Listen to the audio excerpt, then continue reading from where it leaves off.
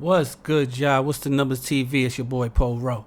Make sure you subscribe to the channel if you're not subscribed already, and like a video if you appreciate the content that Paul Rowe and What's the Numbers I have provided. Today we back on the profile piece.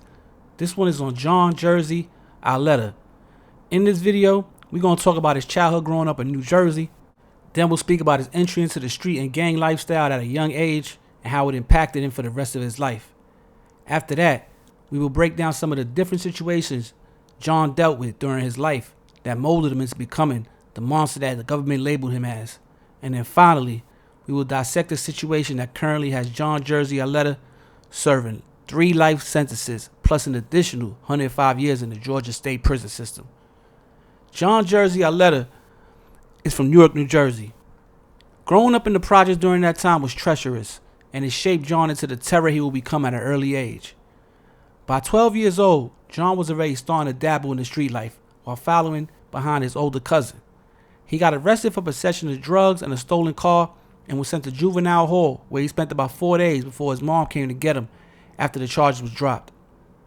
Once released from juvie, John's rep grew even more because he didn't snitch on his cousin that was lucky enough to get away when he got arrested. His older cousin was now selling crack and carrying guns, and John, who at the time basically did whatever his big cuz was doing, started to do the same. The two of them, along with another friend, began to call themselves YCP, which was short for Young Crack Pushers. One day, the trio found themselves hanging out with some girls that his cousin knew when things went left after one of the girls' boyfriends pulled up. John and the boyfriend got into a fight, but the boyfriend was older and stronger and was getting the best of John, so his cousin jumped in to help. Once the girl's boyfriend started to get the best of John's older cousin also, John put out a gun and shot the boyfriend in front of a crowd of people. The boyfriend survived, but John made a lot of enemies in the neighborhood that day, and from that day on, his life would never be the same. After the shooting, John would carry a gun on him every day for protection. His 13th birthday was next, but the beef was on with the family of the guy he shot. Over the next few months, back and forth shootings would take place, with people from both sides getting hurt, some even getting killed. John would end up getting locked up again in the middle of the beef and got sent back to juvenile hall. He would serve a little time and get released a little before his 14th birthday. Once out and a free man again, John would travel to the Bronx, New York in hopes of reconnecting with his aunt so that maybe he could stay with her instead of going back to Newark, where he still had lots of problems with rival blocks. John located his aunt in some projects on Prospect Ave, but when he knocked on the door, she shunned him away as she was heavily hooked on drugs at the time. With nowhere to go, John met a female gang member named Ladybug, who at the time was the godmother of the 183rd Gangsta Bloods. John would end up staying with Ladybug and her husband, and on his 14th B-Day, John would officially become Blood and started going by the name Jersey. From there, John's already crazy life became even more hectic. Lots of gangbanging, drug dealing, death and jail time were what his future held for him. He got shot during his time in the Bronx and was on life support for a little while before pulling through. He met numerous other Bloods during his travels and eventually relocated down south to Atlanta, Georgia, around late 2007, early 2008.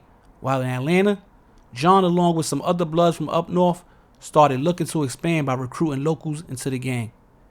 Things were moving along pretty smoothly for John and his Blood associates at first, as they were able to find a lane for their drug dealing in Atlanta, which helped them make some good money.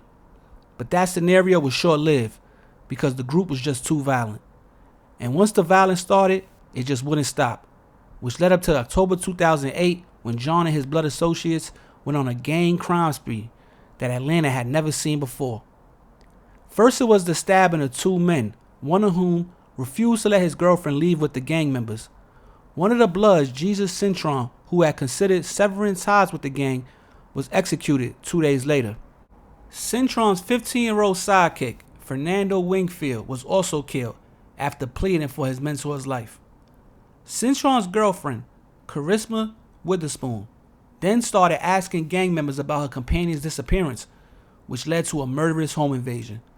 She survived after a gun pointed at her head jammed, but her 17-year-old son, Devontae Jones, was gunned down as he hid in a closet. The family's dog was also murdered by a 14-year-old triggerman. The Metro Atlanta Police Department will finally wake up to their growing gang problem and created a task force to take down Jersey John and his Blood associates. They started investigating the Bloods 24/7, collecting evidence, and finding people willing to snitch. Through their investigative work, the feds were finally able to build a case and secure indictments against Jersey John and his blood affiliates. Jersey John was one of 10 blood members charged in a 22-count indictment on multiple murder charges in connection with 3 slayings and several gang-related attacks during the 3-day span in October 2008. And once the U.S. Marshals caught up with him and finally placed the cuffs on his wrists, jail would be his next stop. Jersey John decided to go to trial on his charges, where he was found guilty of multiple murders and other gang-related attacks. And on November 5th, 2010, Jersey John was sentenced to 3 life sentences plus 145 years in Jackson Supermax Prison in Jackson, Georgia, putting an end to Jersey John's life as a free man. Since receiving that life sentence, Jersey John has appeared on the cover of Don Diva magazine, as well as wrote a book about his life that was available on Amazon for purchase. He's currently still in the Georgia State prison system serving his time with no release date, so the reality of his situation is that Jersey John will die in prison, which is why he now uses his life story as a lesson to the kids and current gang members of what not to do with theirs. But yo, it's What's the Numbers TV. There's a quick profile piece on Jersey John. I'll tell her. So, he was on the Don Diva, had a front page article, had the cover article on the page, gave a good in-depth interview about how crazy his life was, just the ups and downs, the trial and tribulations, why he turned into the government calls him a monster that he was, the murderer. He kind of tries to give some type of explanation. He got a book where he talks about the things that he dealt with from a young age. If I read some of the book, and it's like he did deal with a lot. Now was it exclusive to like only him? No, there's other people that dealt with similar things, but he definitely seen a lot from a young age, was doing a lot from a young age. acting like way older than he was at the time, like by some of the actions and some of the things he was doing every day to protect himself, or inflict harm, whatever you want to look at it. Like it could go both ways. You understand what I'm saying? Now, also, Ladybug did an interview about him. Now, if you're familiar with Ladybug, she was like a legendary female gang member in New York City, out of the Bronx, uptown area, and she got an interview talking about Jersey John, and she lets you know that he's a real one. He's stand-up individual. She loves with all his heart. Ain't no snitch. And they give their sides of their story. You understand? It might not be your cup of tea, or you might frown upon it, their life they was living, but one thing that was their life. So they're telling their truth in these interviews. Just go check it out. You can find both of them online. And all I can say is he did have a crazy life. Me reading up on his story and doing this research to bring out his story, he did live a crazy life, very violent from a young age, dysfunctional household, no father figure. So a lot of that contributes to the person that he became. You understand? Also, he had a co-defendant that he got locked up with, Daryl Mac Jones Christmas, which was one of the dudes that came down here from Jersey or wherever they came down from up north to go to Atlanta. He said he ended up telling on Jersey John. He had got a bunch of time, but Daryl Mac Jones Christmas ended up getting killed in Georgia State Prison in 2012. So, which was after they got sentenced in 2011. So about a year later, he got killed in the Georgia State prison system. So it was a lot going on. Jersey John labeled him a snitch. He supposedly took the stand or did whatever he did. He wishes death. If you go read the interview, Jersey John, he talks bad about the dude, wishes certain things to happen to him, and it just so happened that something did happen to him inside the prison system. Now, I don't mean it came from Jersey John. When you're a gang member, you snitching goes against everything that you took an oath under. So that might have been a reason why he ended up getting dealt with the way he got dealt with. But like I said, man, shout out to the menu on Instagram. She shot me this story talking about nobody did this story before.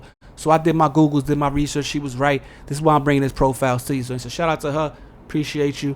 And go follow the Instagram. Follow Batty Bills on IG. Shout out Federal A. It's What's the Numbers TV. Your boy Paul Raw. I'm out of here, man. Peace.